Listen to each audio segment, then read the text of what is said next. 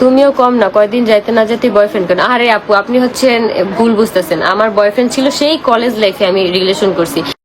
আমি যদি বিয়ের পরে করতাম তাহলে এটা কথা ছিল। 8 থেকে 9 বছর আগে আমার রিলেশন ছিল, সেইটা এই মুহূর্তে তুলে আনার কোনো ইয়ে আছে?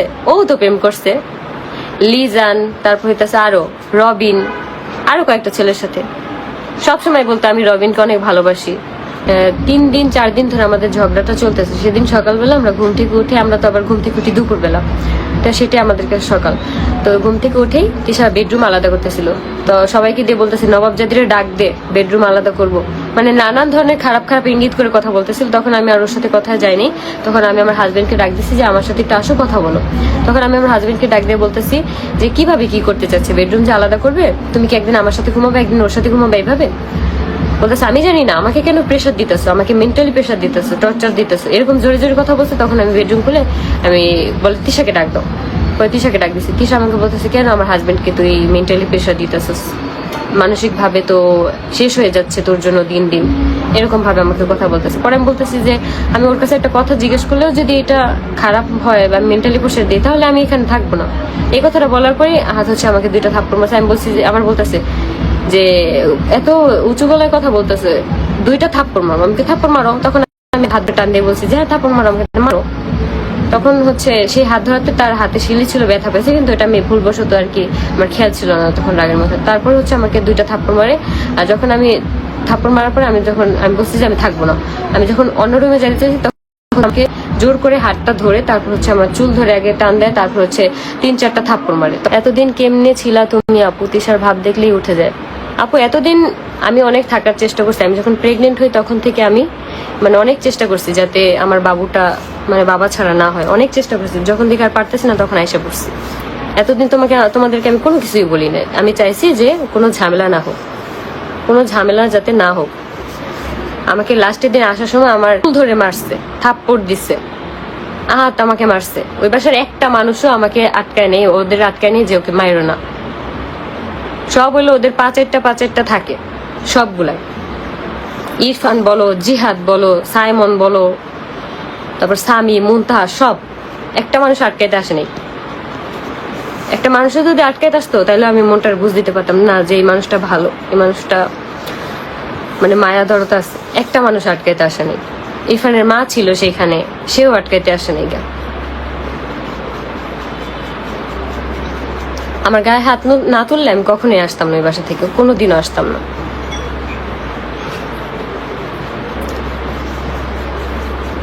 আপু আপনাকে দিয়ে প্রমোশন করাতে চাই আপু, আর এখন একটু মেসেজ দিয়ে রাখেন, আমার যদি লেট হয় তাহলে মাফ করে দেন, কারণ হচ্ছে আমি একটু ব্যস্ত আপু। হ্যাঁ আপু কেমন আছো? আলহামদুলিল্লাহ ভালো।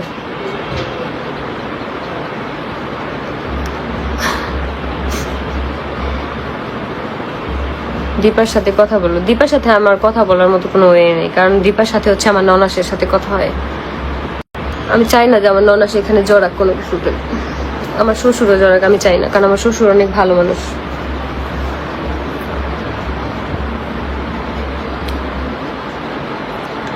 আর আপনি সাবধানে থাকেন আপু। আমি সাবধানে আছি। এখন যদি ওরা আমার কোনো ক্ষতি করে, মানে কোনো লোক দিয়া বা কারো দিয়া, আমি জানি না, আমার যদি কোনোদিন যে শুনতে পারেন যে আমার কোনো ক্ষতি হয়েছে বা আমার ফ্যামিলির কোনো ক্ষতি হয়েছে, তাহলে যেন আপনারা সেই বিচারটা করেন, কারণ ওরা খুবই খারাপ, খুবই খারাপ। আপু তোমার গায়েও হাত তুলছে? হ্যাঁ আপু আমার গায়েও হাত তুলছে। তিশা, আহাত দুইজনই আমার গায়ে হাত তুলছে। গায়ে হাত না তুললে আমি কখনোই এত হাইপার হইতাম না, কখনোই বাসা থেকে চলে আসতাম না। গায়ে হাত তোলার পরে আমার রাগ অনেক উঠে গেছে, যার কারণে আমি বলছি যে আমাকে এখন যাইতে হবে। আমি এইভাবে আমি থাকবো না, আমি তোদের সাথে থাকতেও চাই না। আগে থেকে আপু যখনই ঝামেলা হইতো তখন থেকে আমি থাকতে চাইতাম না। তুমি মামলা করো, দীপার সাথে কথা বলো। আমি কোনো স্টেপ নিতে চাচ্ছি না। যদি আমাকে বেশি ওরা ফোর্স করে আমি স্টেপ নিতে বাধ্য হব। আপু তুমি বাদ দাও, নিজের জীবনটা চিন্তা করো। আপু বাদ দিয়ে তো থাকতে পারতেছি না, আমি তো বাদ দিয়ে দিছিলাম, নিজের কাজ বাজ নিয়ে ব্যস্ত ছিলাম। ওরা তো আমাকে ভালো থাকতে দিতেছে না। আপু তোমার সব ভিডিওগুলো আগে দেখতাম। থ্যাংক ইউ আপু, আগের থেকে অনেক সুন্দর লাগছে। এখন অনেক টেনশন ফ্রি আছি, এই জন্য হচ্ছে অনেকের। কিন্তু তিশা আপুর জন্য আইনের ব্যবস্থা নেন। কি নেব? কি আইনের ব্যবস্থা নিব?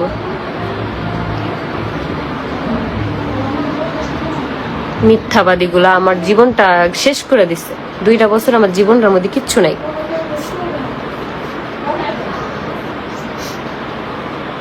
আপু আপনি একটা জিডি করেন।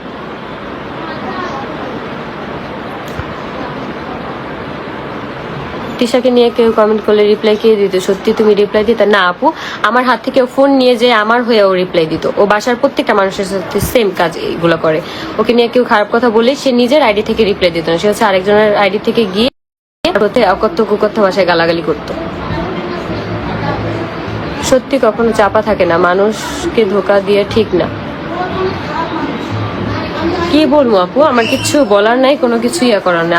আমি এতদিন চাইছি আপু যে আমি হয়তো মানে কোনো ঝামেলার মধ্যে যাইতে চাই না। আমি একটা সাধারণ পরিবারের মেয়ে, মানে আমাদের একটা ফ্যামিলি আছে, বুঝছো আপু, আমাদের একটা ফ্যামিলি আছে। ওদের মতন আমরা তো বাজাইরা না, ওর মা আর মেয়ের মতন আমরা তো বাজাইরা না। ওর মা হচ্ছে 8 বছর ধরে লিভিনে থাকতেছে, ওর বাপের কোনো পরিচয় নাই।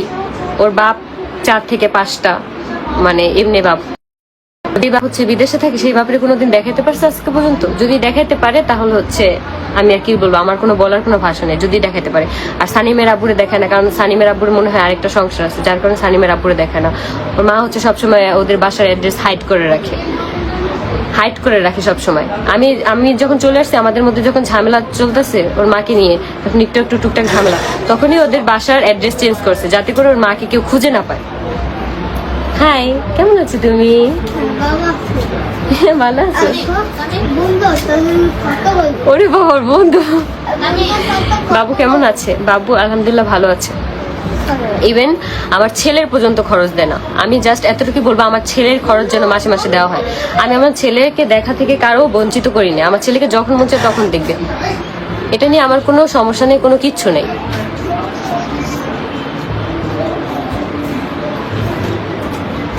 আপু তিশা টাকার জন্য নিজের জামাইকেও ছাড়ে না। জানি না ওর আগের জামাইরে কি করছে না করছে। আমার ছেলেটা হওয়ার পর থেকে আমার উপরে এই অত্যাচার আর কি দিন দিন বাইরেই যেতেছে। আমি ধৈর্যের সীমা একদম পার হয়ে এখন আমি এই অবস্থায় দিয়ে দরজা লাগা দাঁড়িয়ে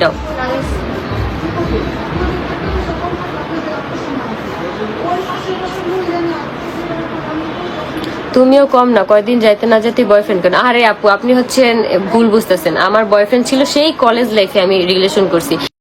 আমি যদি বিয়ের পরে করতাম তাইলে একটা কথা ছিল। 8 থেকে 9 বছর আগে আমার রিলেশন ছিল, সেটা এই মুহূর্তে তুলে আনার কোনো ইয়ে আছে? ও তো প্রেম করছে লিজান, তারপর হইতেছে আরো রবিন, আরো কয়েকটা ছেলের সাথে। সবসময় বলতো আমি রবিনকে অনেক ভালোবাসি।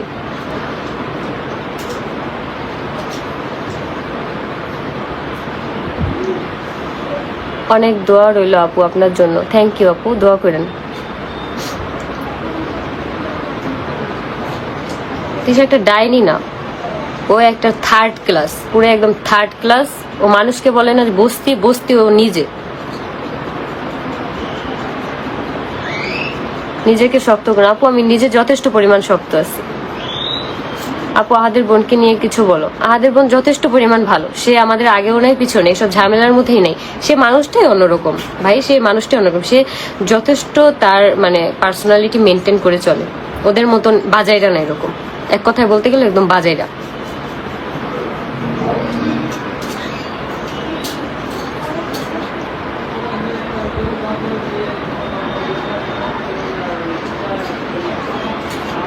আপু কাজ করে না, নামাজ পড়ে না, রায়েশ বাবাকে খেয়াল রাখো। আপু আমি চাই আমি নিজের কাজ নিয়ে ব্যস্ত থাকি, ওরা আমাকে ভালো থাকতে দিবে না। আপু আমি চাই নেই কখনো মুখ খুলতে। আজকে আমি জাস্ট বলতে বাধ্য হয়েছি, আমার বাবা বিজনেস করে, জুতার দোকান আছে আমার বাবার।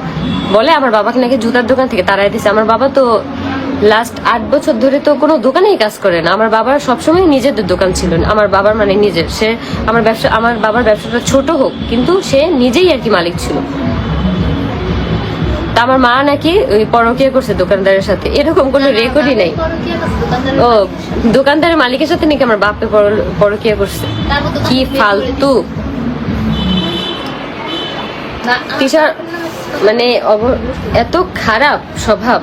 মারিয়া মেয়েটাকেও পর্যন্ত লাস্টের দিন যে মারিয়া চলে যেতে চাইছে সেই দিন পর্যন্ত মারিয়াকে গায়ে হাত তুলছে, মারিয়াকে থাপ্পড় মারছে, ঘুষি মারছে, চুল ধরে টান দিয়ে মারছে মারিয়াকে। এখন ওর মার বাসা থেকে মারিয়া চলে গেছে কারণ মারিয়াকে দিয়ে বাসার কাজ করায়, ঘর মুছায়, ঘর ঝাড়ু দেওয়া। অথচ মারিয়াকে যখন নিছে তখন বলছে তুই শুধু আমার ভিডিও বানায় দিবি আর ভিডিও এডিট করবি, এই কথা বলে নিয়ে ওই মেয়েটাকে দিয়ে বাসার সমস্ত কাজ করায়। তারপর হচ্ছে থালা বাসন ধোয়ায়, তারপরে হইতাছে যে সংসার যাবতীয় যত খুঁটিনাটি কাজ আছে সব ওই মেয়েটাকে দিয়ে করে, যার কারণে ওই মেয়েটা বাধ্য হয়েছে এখান থেকে চলে যেতে।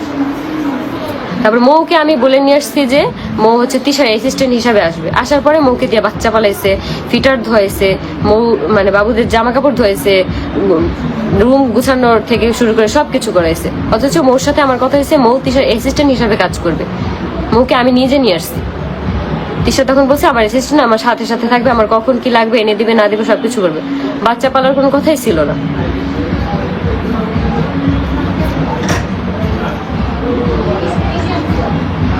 আপু আপনাদের পাশে আছি, দোয়া করেন আপনি ভালো থাকেন। আপু আমি ভালো থাকতে চাই, ওরা আমাকে ভালো থাকতে দিবে না।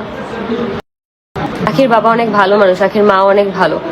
আমাদের এরকম কোনো ব্যাড রেকর্ডই নাই। আমার বাবার মায়ের যদি ব্যাড রেকর্ডই থাকতো তাহলে ক্যামেরা আড়াল করে রাখতাম, দেখাইতাম না, যে বলতাম আমার বাবা বিদেশে, আমার বাবা বিদেশ থাকে, আমার বাবা আমেরিকা থাকে।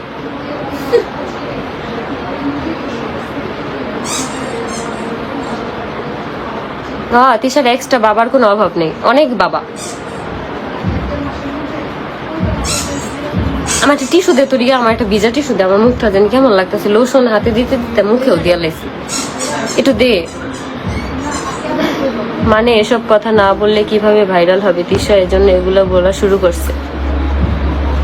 হ্যাঁ এই জন্য এগুলো বলা শুরু করছে। আমি আপু চুপ থাকতে চাইছি, আমি চাই যে ওদের সাথে আমার কোনো গেজব না হোক, কারণ আমি ভালো থাকতে চাই। এখন দেখি আমাকে নিয়ে প্রত্যেকটা ভিডিওতে, এটা দে, প্রত্যেকটা ভিডিওতে প্রত্যেকটা লাইভে আমাকে নিয়ে পড়ে থাকে। গাড়ি কেনা থেকে শুরু হয়েছে সব তো তিশার কন্ট্রোলে।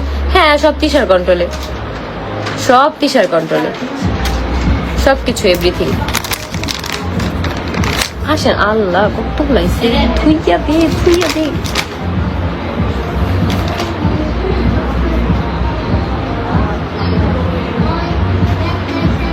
আহাতকে পর্যন্ত তাবিজ করে নিয়েছি, নাহলে আহাত কেন শুধু তিশা তিশা বলবে। আমার হাজবেন্ড কখনোই এরকম ছিল না, শুরুর দিক থেকে আমাকে একটু একটু করে ভালোবাসার ট্রাই করছে। যখন দেখে যে আমাকে ভালোবাসতে, মানে যখন তিশা দেখে যে আমাকে ভালোবাসতেছে তখন দেখি যে ওর এই বহুরূপ সহ্যই করতে পারতো না। আমার হাজবেন্ড আমার কাছে এসে 5টা মিনিট বসতে পারতো না পর্যন্ত, সবসময় ওকে তারার উপরে রাখতো। আল্লাহ ওদের বিচার করবে আপু, অলরেডি বিচার করে আল্লাহ শুরু। আমাকে যদি এত না খেপাইতো আমি কখনোই কোনো কিছু বলতাম না। আমরা যা ইনকাম করতাম আমাদের ইনকামের বেশিরভাগ টাকাই হচ্ছে ওদের ফ্যামিলির পিছনে যেত। আমি আপনাদের হিসাব দিই, ওর মাকে দিতে হইতো 40,000 করে টাকা।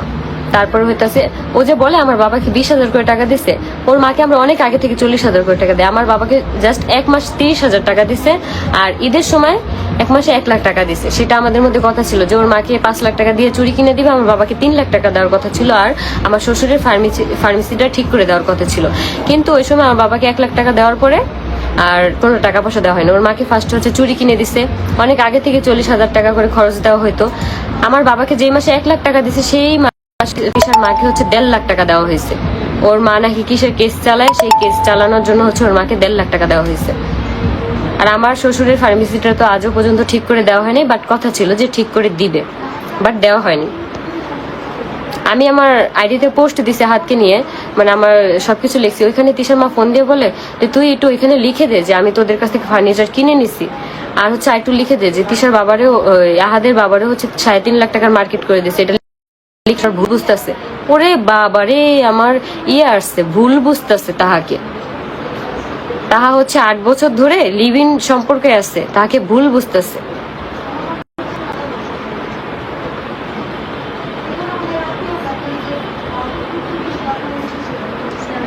আমার বাবাকে নিয়ে যে কথা বললো যে আমার বাবা হকারগিরি করে, তোর তো বাপেরই খোঁজ নেই। তোর বাপ কোন বাপে জন্ম দিছে রে?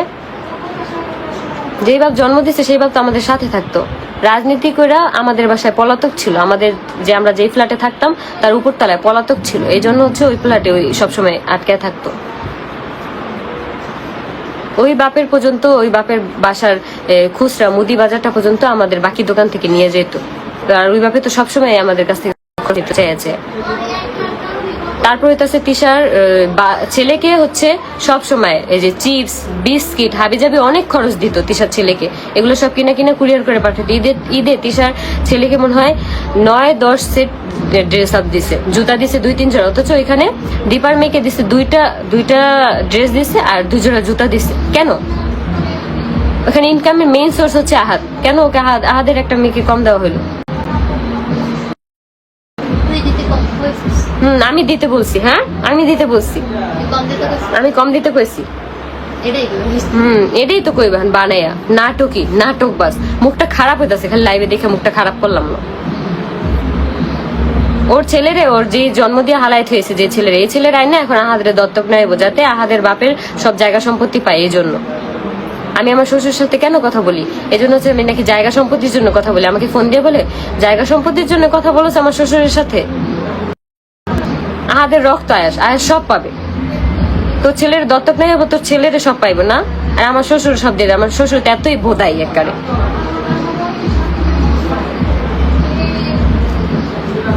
বিয়ের আগে হচ্ছে দীপা থাকাকালীনই ওরা পরকীয়া করছে।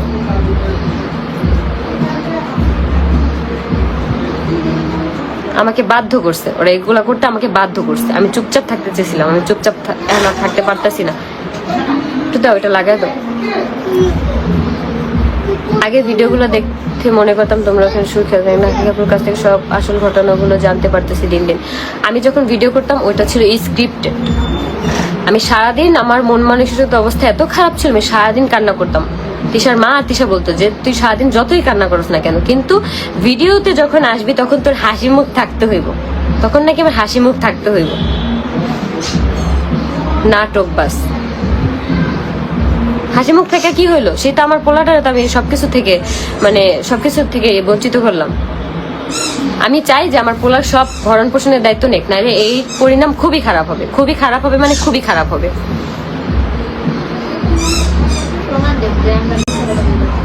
আর আমি যদি একটাও মিথ্যা কথা বলে থাকি, সে প্রমাণ দেখ। প্রমাণ কি? ওর বাসার যে ওই চেলাপেলা গুলো প্রমাণ, হ্যাঁ প্রমাণ এবার আমিও দেখাইতেছি। কোন জায়গাতে কোন প্রমাণ বাইর করতে হয় দেখাইতেছি এবার। খালি খারাপ। আখি আপু, আমি আয়শা পড়ছি অনেক পরে, তোমরা দেখছো? হ্যাঁ আমি তো দেখছি, অনেক পরেই আয়শা পড়ছি। আয়াস কেমন আছে আপু? আয়াস ভালো আছে।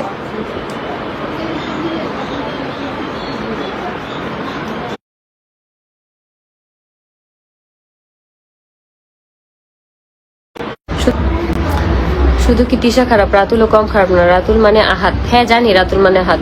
আমাদের রাজাশনি থাকতো আগে অনেক পরকিয়া করছে, আমি জানি। আমার হাজবেন্ডের একাধিক প্রেম ছিল, আমি সবই জানি।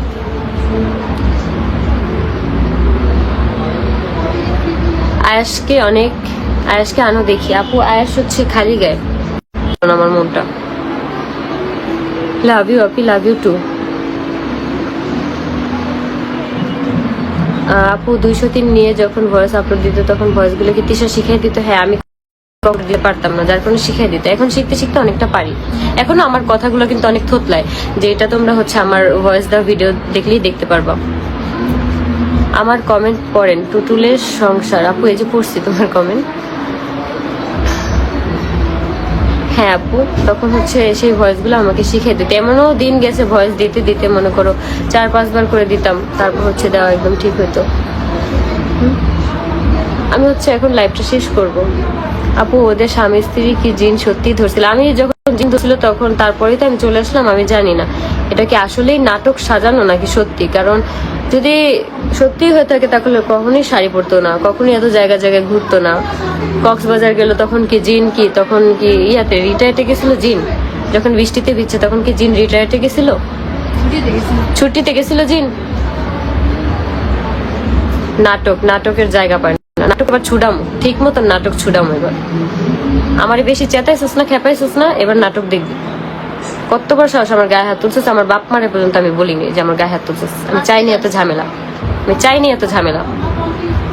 এখন দেখবি আমার গায়ে হাত তুলছিলি না, এখন দেখবি আমার আসল রূপ দেখবি। এখন এই মহিলা অনেক চালাক, আমরা সবাই বুঝতে পারছি।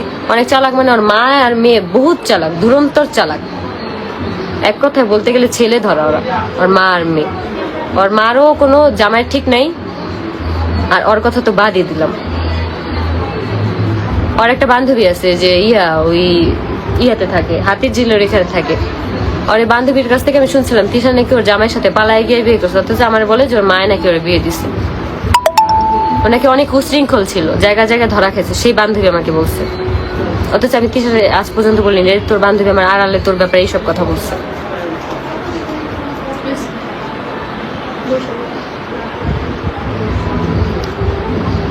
আসলে গায়ে হাত তুলছে তোমার কিভাবে? যেদিন আমি চলে আসবো সেই দিন কথা কাটাকাটি হইতেছে, ওই সময় আহাদও আমাকে থাপ্পড় মারছে, তারপর হচ্ছে থাপ্পড় মারছে। তারপরে আমি রাগের মাথায় আমি বলছি যে আমার মার এখন কল দিয়ে আমি চলে যাবো বাসায়, আমাকে দেখে একা আসতে যাইতে দিবে না, মানে একা বাসার থেকে বের হইতে দিবে না। তারপর হচ্ছে আহাত তিশা দুজন মিলে হচ্ছে আমার মাকে ফোন দিচ্ছে। আহাত কথা বলে নেই, তিশা ফোনে কথা বলছে।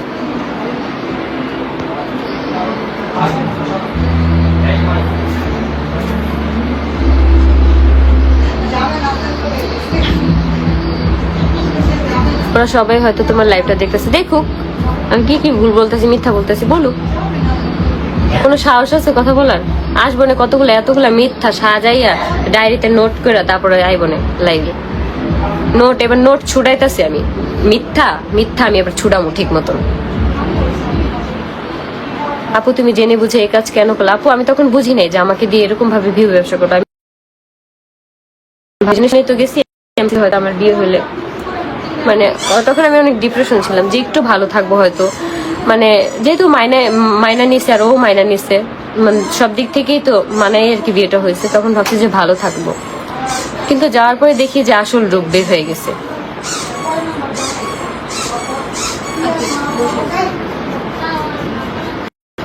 তোর আগের হাত রেখে আসছিস কেন? এটা কেন আসছি ভালো করে জানিস, আর একটা ভিডিও আছে যে কেন আসছি। আমি যা সত্যি তাই বলছি, কোনো মিথ্যা কোনো আশ্রয় নেইনি। তুই যেমন মিথ্যার আশ্রয় নিছিস যে তোর জামাই এটা না সেটা না হ্যান তেন, তুই যে হাতের সাথে পরকিয়া করে আসছিস কেন বলস না মানুষের? 6 বছর আগে মেসেজে কথা বলতি, কনভারসেশন মানুষ বের করছে, মেসেজে মানে হচ্ছে কমেন্টে কথা হয়তো, এগুলো একদমই মিথ্যা। হ্যাঁ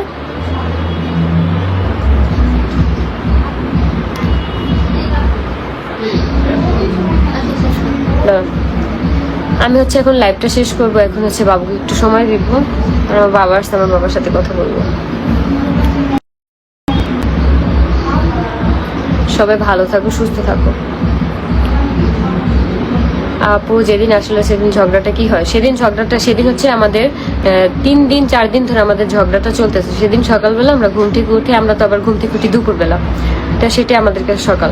তো ঘুম থেকে উঠেই তিশা বেডরুম আলাদা করতেছিল, তো সবাইকে দিয়ে বলতেছে নবাবজাদিরে ডাক দে, বেডরুম আলাদা করব, মানে নানান ধরনের খারাপ ইঙ্গিত করে কথা বলতেছিল। তখন আমি আর ওর সাথে কথা যাইনি, তখন আমি আমার হাজবেন্ডকে ডাক দিচ্ছি যে আমার সাথে একটু আসো কথা বলো। তখন আমি আমার হাজবেন্ডকে ডাক দিয়ে বলতেছি যে কিভাবে কি করতে চাচ্ছে, বেডরুম যে আলাদা করবে, তুমি কি একদিন আমার সাথে ঘুমাবে একদিন ওর সাথে ঘুমাবে এইভাবে? বলতেছে আমি জানি না, আমাকে কেন প্রেশার দিতেছো, আমাকে মেন্টালি প্রেশার দিতেছো, টর্চার দিতেছো, এরকম জোরে জোরে কথা বলছে। তখন আমি বেডরুম খুলে আমি বলে তিশাকে ডাক দাও, তিশাকে ডাক দিচ্ছি। তিশা আমাকে বলতেছে কেন আমার হাজবেন্ডকে তুই মেন্টালি প্রেশার দিতেছিস, মানসিক ভাবে তো শেষ হয়ে যাচ্ছে তোর জন্য দিন দিন, এরকম ভাবে আমাকে কথা বলতেছে। পরে আমি বলতেছি যে আমি ওর কাছে একটা কথা জিজ্ঞেস করলেও যদি এটা খারাপ হয় বা মেন্টালি প্রেশার দিই তাহলে আমি এখানে থাকবো না। এই কথাটা বলার পরে হাত হচ্ছে আমাকে 2টা থাপ্পড় মারছে। আমি বলছি যে আমার বলতেছে যে এত উঁচু গলায় কথা বলতেছে, 2টা থাপ্পড় মারো, আমাকে থাপ্পড় মারো। তখন আমি হাত টান দিয়ে বলছি যে হ্যাঁ থাপ্পড় মারো, আমাকে মারো। তখন হচ্ছে সেই হাত ধরাতে তার হাতে শিলি ছিল, ব্যথা পেয়েছে, কিন্তু এটা আমি ভুলবশত আর কি আমার খেয়াল ছিল না তখন রাগের মাথায়। তারপর হচ্ছে আমাকে 2টা থাপ্পড় মারে। আর যখন আমি থাপ্পড় মারার পরে আমি বলছি যে আমি থাকবো না, আমি যখন অন্য রুমে যেতে চাইছি তখন আমাকে জোর করে হাতটা ধরে তারপর হচ্ছে আমার চুল ধরে আগে টান দেয়, তারপর হচ্ছে 3-4টা থাপ্পড় মারে। তখন বাসায় চলে যাই আমি আমার ব্যাগ গোছানোর জন্য। পরে আমার বলতেছে তুই খালি গায়ে যাবি, তুই বস্তির মেয়ে, বস্তির থেকে যেভাবে আসো সেভাবে যাবি, এরকম বলতেছে যে তুই খালি গায়ে যাবি, এক কাপড় চোপড় যাবি। তারপরে আমি আয়েশের যেহেতু হচ্ছে আমি একা আমার কোনো কাপড় চোপড় নিতে দেবেন না, তো ওই জন্য হচ্ছে আমি আমার কাপড় চোপড় নিয়ে আমি আয়েশের ব্যাগ নিয়েছি, আয়েশের ব্যাগ গুছাবো। ওই যে এগুলো যে নিতেছে এগুলো কার টাকার, এগুলো আমার টাকার, আমি কামাইছি। আয়েশের ব্যাগ, আয়েশের হচ্ছে ফিডার, আয়েশের কোনো ফিডার দিব না, তুই যে কামাইয়া হে পড়ালা খাওয়া, কোনো ফিডার দেওয়া যাবে না, আয়েশের কোনো কাপড় চোপড় দিব না, তোর টাকার কামাই এরকম করে বলতেছে।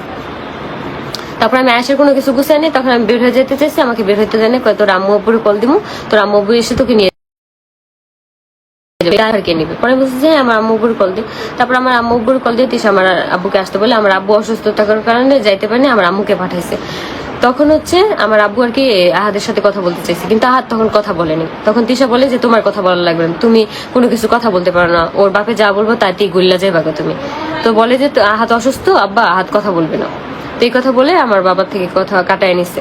তো তারপর হচ্ছে আমার আম্মু যখন আসে তখন নাটক যে থাক আখি যা হওয়ার হয়েছে, চল আমরা কক্সবাজার যাই, কক্সবাজার থেকে এসে তুই তোর বাসায় যাস। আমি কই না, আমার এখন কক্সবাজার যাওয়ার কোনো মন মানসিকতা নাই, তোরা যা, আসার সময় আমাকে বলছে আমি আসবো না।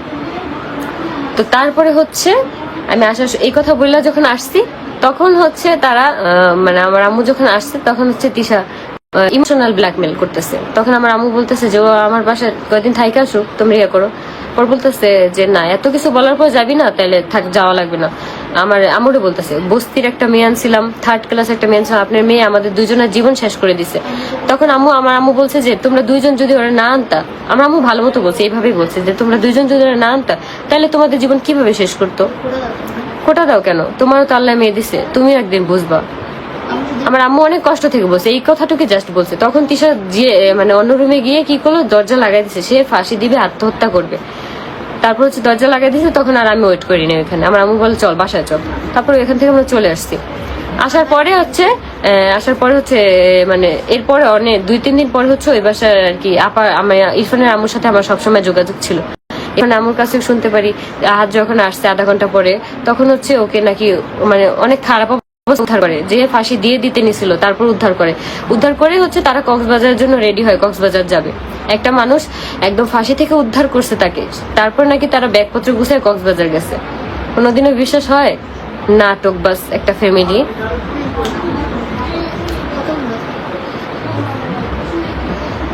রিয়েলিটি দিয়ে কোনোদিন আইতে পারবো? কতগুলো যে চামচা আছে না ওদের, যে সাদিয়াতুন নাফিসা, তারপর হচ্ছে অপসরা, এই যে গ্রুপের যে অ্যাডমিন মেয়েগুলো আছে না, এই বস্তি মেয়েগুলো হচ্ছে 3-4টা করে আইডি খুলে রাখে। বস্তি মেয়েগুলা 3-4টা করে আইডি খুলে রেখে তারপর হচ্ছে মানে তিশার নামে কেউ কিছু বললে ওদেরকে অ্যাটাক করে, সেই ফেক আইডি নিয়ে।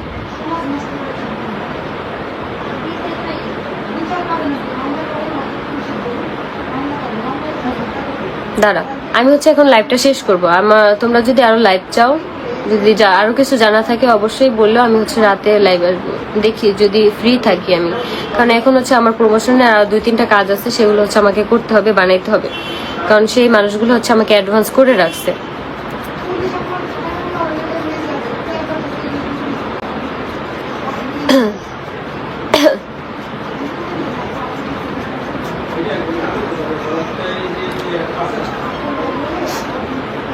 আপনার প্রবলেম কি জিজ্ঞেস করেন, ওর প্রবলেম কি, ওর প্রবলেম কি প্রবলেম কি এদের।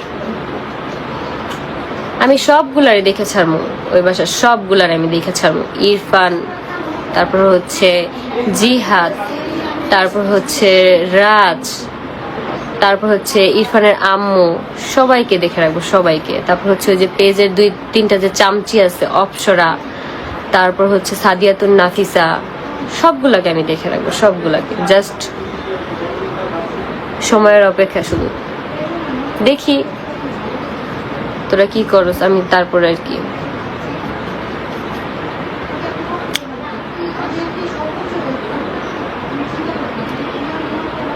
মুনতাহার বাড়ির কেউ আসে না কেন? মুনতাহার বাবা আছে, এই জন্য ওর বাবা কাজে ব্যস্ত থাকে, আর ওর মা হচ্ছে অন্য জায়গায় সংসার করে। ওর মা বাবার হচ্ছে ডিভোর্স হয়ে গেছে। তো আমি হচ্ছে এখন লাইভটা শেষ করব। তোমরা সবাই সুস্থ থাকো, ভালো থাকো, আমার জন্য দোয়া করে। আমার জন্য কোনো ক্ষয়ক্ষতি হয় তোমরা যেন বুঝতে পারো যে আমার এই ক্ষয়ক্ষতিগুলা কে বা কারা করতে পারে। আমি অনেক লাইফ রিস্ক আছি, কারণ মৌকে পেলে মনে হয় এখানে মেরেই ফেলতো, এরকম একটা অবস্থা হয়েছিল। আমার বাসায় যদি কেউ আসে আমি কাউকে ছাড় দিব না, খালি বাসায় আসুক, আমি সেই অপেক্ষায় আছি, শুধু বাসায় আসুক। তো আজকের লাইভটা এই পর্যন্ত। সবাই সুস্থ থাকো, ভালো থাকো। চাইনি পাশের ভাবিও ছাড়, পাশের বাসার ওই বেডির কথা আমি কি কম।